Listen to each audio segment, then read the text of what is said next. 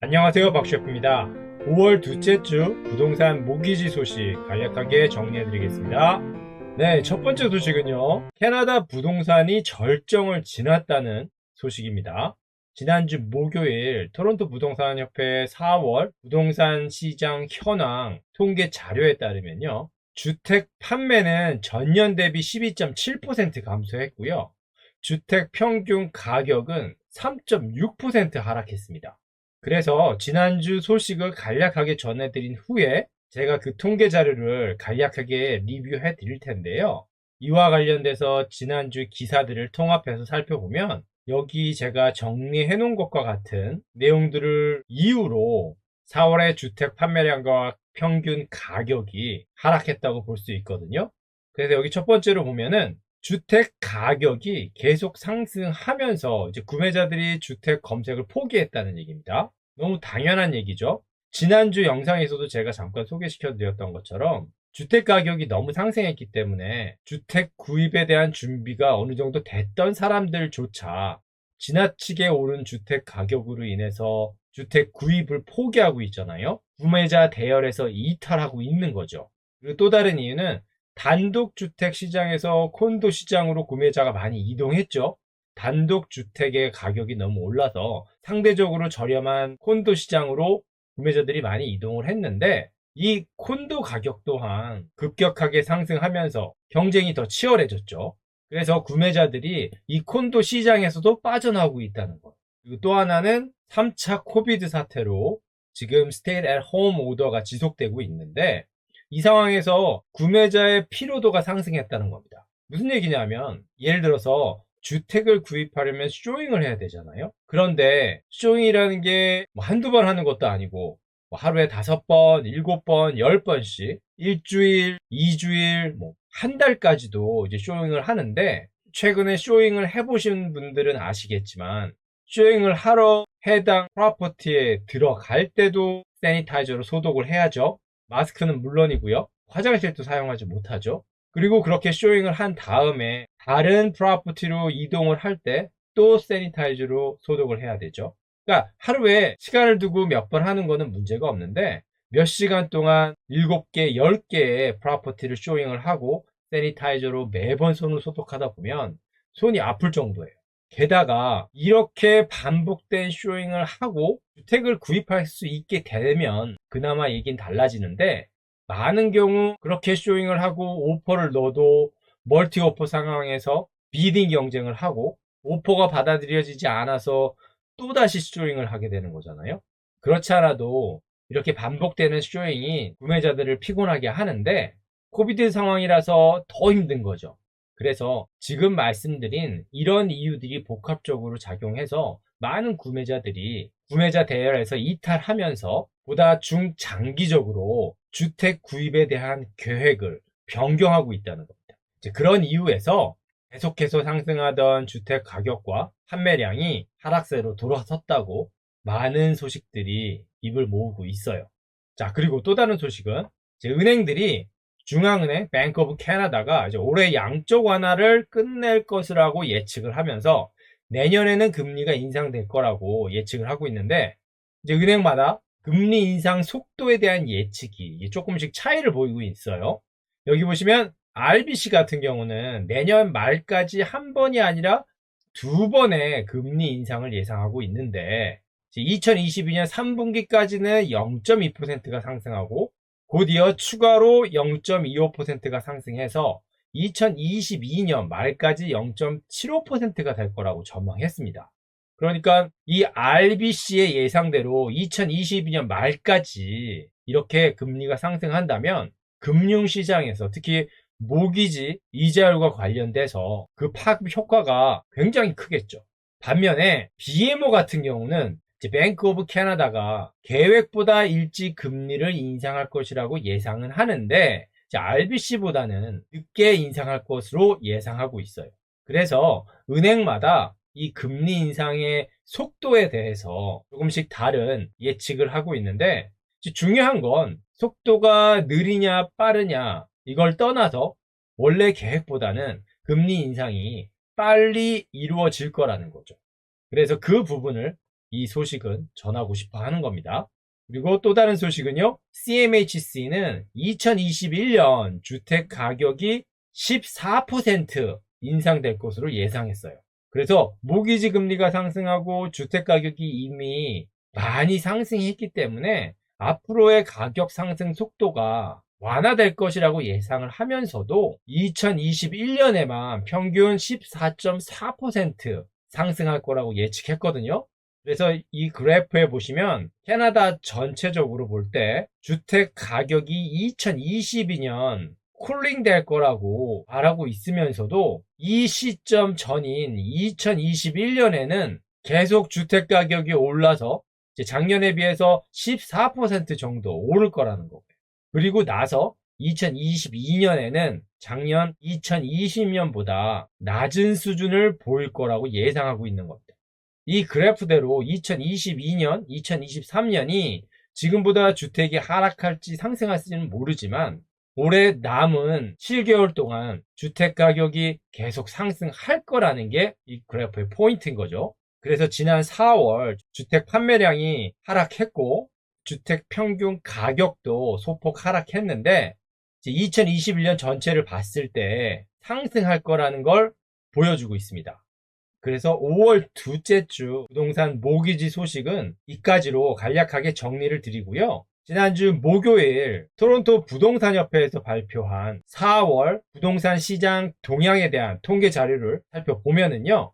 주택 거래량 변화를 살펴보면 지난 3월에 비해서 19.7% 감소했죠. 그리고 작년에 비해서는 362.1% 증가한 걸로 나오는데 작년 4월 같은 경우 보면 3월 달에 코로나 사태가 발생하면서 3월 중순 이후로 판매량이 급감했죠. 그러니까 사실 3배 이상 증가한 이 수치는 큰 의미는 없죠. 그래서 2020년 3월에서 2021년 4월까지 주택 판매량과 평균 가격에 대한 흐름을 살펴보면은요.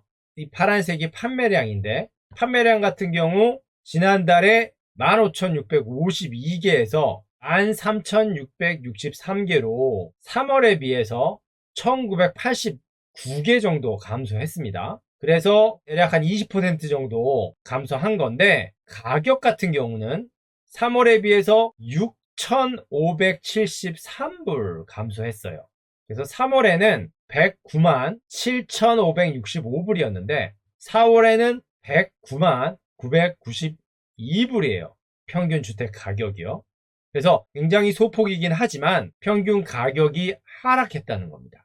그리고 최근 5개월을 확대해 놓은 그래프를 봐도 판매량이 감소하고 가격도 소폭이지만 감소한 모습이 보이죠. 그래서 주택 판매량만큼은 아니지만 주택 평균 가격도 지난 3월에 비해서 지난 4월에 3.6% 하락한 모습을 보이면서 전체적인 시장의 흐름이 전환되고 있는 모습을 보여주고 있습니다.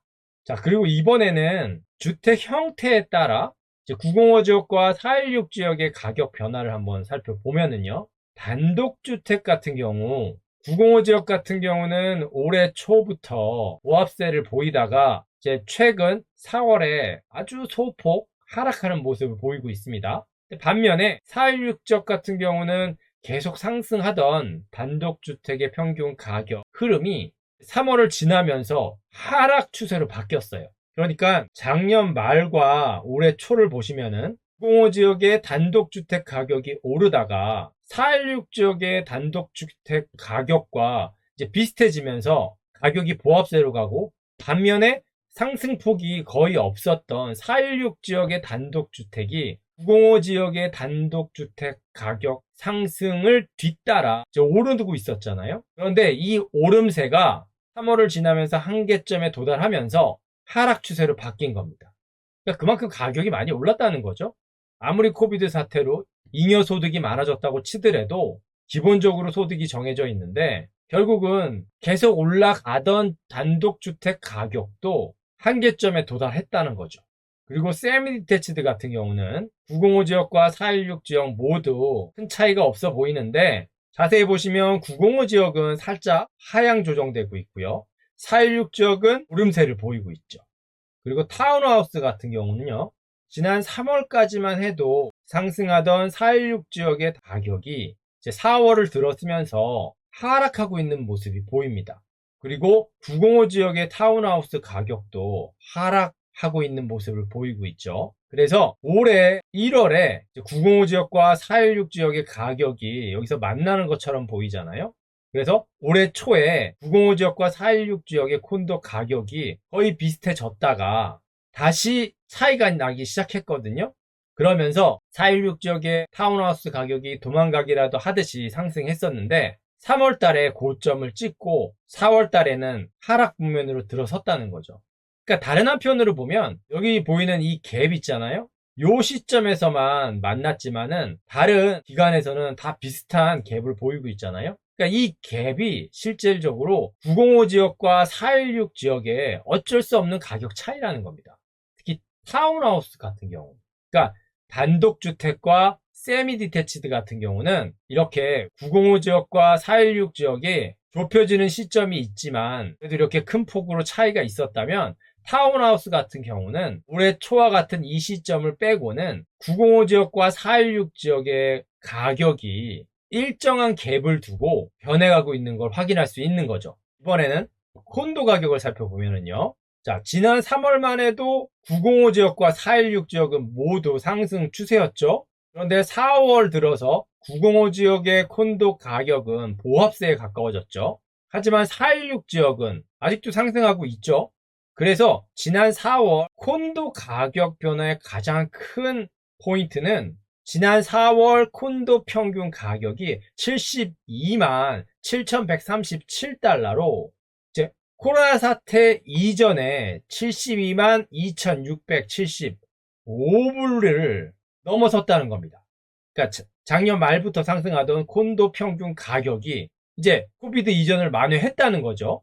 그래서 이번 5월 달은 앞으로의 콘도 가격이 정확하게 어떻게 변화할지는 알 수 없지만 다른 주택 형태인 단독주택, 세미디태치, 타운하우스, 그러니까 다른 주택 형태의 가격들은 모두 다 하향 곡선이나 보합세를 보이고 있는데 콘도 가격은 계속해서 올라갔었잖아요. 그런데 이 올라가던 콘도 가격이 이제 코로나 이전 상태를 회복했으니까 아무래도 앞으로는 상승폭이 조금 더 주춤해질 수 있겠죠. 게다가 이 그래프에서도 보면 여기서는 잘 안 보이는데 지금 올해 1월에서 2월 상승폭과 2월에서 3월 상승폭과 3월에서 상승폭이 이 기울기가 다 틀려요. 점점 완만해지는 모습을 보이고 있거든요. 그러니까 다음 달에는 하락까지는 아니더라도 이 기울기가 다른 주택 형태의 영향과 함께 더 완만해질 가능성이 많겠죠. 그래서 이 부분을 확대한 그래프를 보여드릴게요. 여기 보시면 찌란색 녹색이 416 콘도 가격이거든요. 2021년도요. 그래서 1월달, 2월달, 3월달, 4월달 계속 올라가고 있죠. 그런데 기울기가 점점 완만해지고 있죠. 그리고 3월달만 해도 작년 코비드 전보다 평균 가격이 낮았는데 4월 달에는 코비드 이전 가격보다 이제 높아졌죠. 그래서 판매량이 감소했음에도 불구하고 가격은 상승 국면에 있는데 그 기울기가 갈수록 힘을 잃고 있는 모습을 볼 수 있습니다. 그리고 부동산 신규 매물량 같은 경우도 지난달에 비해서 18% 정도 상승했습니다. 뭐 작년에 비교한 이 숫자는 사실 큰 의미가 없고요. 작년 4월에는 코로나가 발생하면서 신규 매물도 판매량도 모두 다 최저점을 찍었잖아요. 그리고 매물로 나온 주택의 시장 체류 시간을 한번 보면은요. 여기 보시면 리스팅 데이즈 온 마켓이 1월 달에는 24일, 2월에는 14일, 3월에는 10일이었는데 지난 4월에도 10일이었어요. 그러니까 공급 비율은 더 높아졌는데 매물이 시장에서 소진되는 속도는 지난달과 똑같다는 거잖아요. 그러니까 이제 시작이기 때문에 앞으로 어떻게 변화될지는 모르지만 만약에 이 상태로 계속된다면 공급량이 아주 조금씩이지만 쌓일 수도 있겠죠. 그래서 지난 3월과 4월 이 한 달밖에 안 되는 짧은 시간에 부동산 시장의 방향이 많이 바뀌었다는 걸 확인할 수 있습니다. 그래서 한 가지 예를 들면 3월 달만 해도 쇼잉을 가게 되면 급하게 내놓은 프로퍼티가 꽤 있었어요. 그러니까 무슨 얘기냐 하면 그러니까 이 과열된 시장에 셀러가 팔긴 팔아야겠는데 미처 레노베이션을 다 끝나지 못했거나 마무리 작업이 완료되지 않은 거예요. 그래서 쇼잉을 해놓고 마무리를 하는 그런 집들도 있었거든요. 물론 이제 그런 집들은 다른 집에 비해서 인기가 떨어질 수밖에 없겠죠. 하지만 그런 집들도 멀티 오프를 받으면서 팔려 나갔었는데 최근에는 그런 사례들도 거의 없을 뿐더러 설령 있더라도 나왔다가 다시 들어가요. 쇼잉을 하려고 그랬는데 갑자기 없어져서 전화를 해보면 3일 있다가 다시 내놓을 거래요. 그래서 왜 그러냐고 물어보면 셀러가 페인트를 덧칠하고 싶어 한대요. 그러니까 제가 지금 말씀드린 얘기는 아주 작은 사례에 불과하긴 하지만 셀러의 마음가짐 자체도 변화하고 있다는 거예요.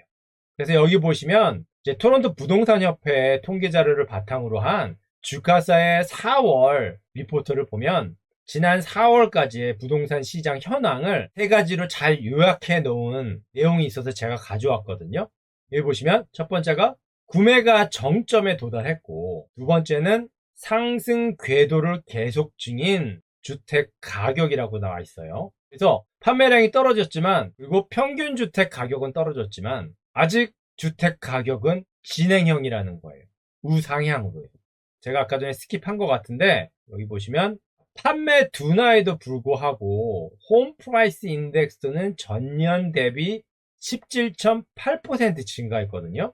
그러니까 여기서 이제 전년 대비 17.8%인데 그러니까 판매량이 감소하고 평균 주택 가격은 소폭 감소했지만 실질적인 가격인 홈 프라이스 인덱스는 계속 증가하고 있다는 겁니다. 그러니까 무슨 얘기냐면 비싼 주택이 많이 팔리면 평균 주택 가격은 올라가고 그리고 싼 주택이 많이 팔리면 평균 주택 가격은 떨어지잖아요. 그래서 오차 범위가 굉장히 많아요. 그런데 이 홈 프라이스 인덱스는 일정 시점을 기준으로 타운하우스면 타운하우스, 단독주택이면 단독주택, 해당 주택 형태의 가격 변화를 더 정확하게 볼 수 있는 잣대거든요. 그러니까 이 홈 프라이스 인덱스가 증가하고 있다는 건 실제 주택 가격은 증가하고 있다는 거죠. 그래서 시장이 큰 전환점을 맞이하긴 했지만 아직도 확실한 셀러 마켓이라는 겁니다. 이 셀러 마켓이라는 사실은 분명한데 한 가지만 더 보여드리면요. 제가 트위터로 애독하는 CPA이자 리얼터인 이 스캇의 자료를 보면은요. 홀드예요. 근데 파란색이 보면은 2021년이잖아요. 2021년 1월에 가파르게 올라갔죠. 2월, 3월을 지나고 3월 중순에 고점을 찍고 4월 달에는 내려가고 있죠. 그런데 공교롭게도 이 파란색 선에 움직이는 모습이 2017년에 빨간색 흐름과 상당히 유사하죠. 물론 여기 71% 파란색 4월 중순 이 점에서 상승으로 갈지 보합으로 갈지 하락할지는 모르지만 이 흐름을 봐서는 2017년의 빨간색 그래프와 비슷한 추세를 보일 확률이 더 높아 보이죠. 그래서 제가 지금까지 말씀드렸던 것처럼 주택 가격의 상승이 한계점에 도달했고 그리고 어느 정도 소진된 구매자들로 인해서 이제 소비력이 약화됐고요. 이로 인해서 사실 가장 뜨거워야 할 5월과 6월 부동산 시장은 판매량과 가격이 더 하락할 가능성이 높아진 거죠. 그래서 지금 당장은 모르겠지만 이 추세가 계속된다면 앞으로 몇 달 뒤인 여름 시장이나 그 이후의 시장에선 이제 바이어들에게는 지금까지와의 상황과는 다른 더 나은 기회가 올 수도 있겠죠. 그리고 그 기회와 함께 스트레스 테스트 강화와 모기지 이자율 상승이라는 변수들을 얼마나 잘 이겨내느냐에 따라서 바이어에게는 정말 기회가 될 수도 있고 또다시 낙담할 수 있는 시점이 될 수도 있겠죠. 그리고 셀러의 입장에서는 더 빨리 움직여야 할 시점인 거죠.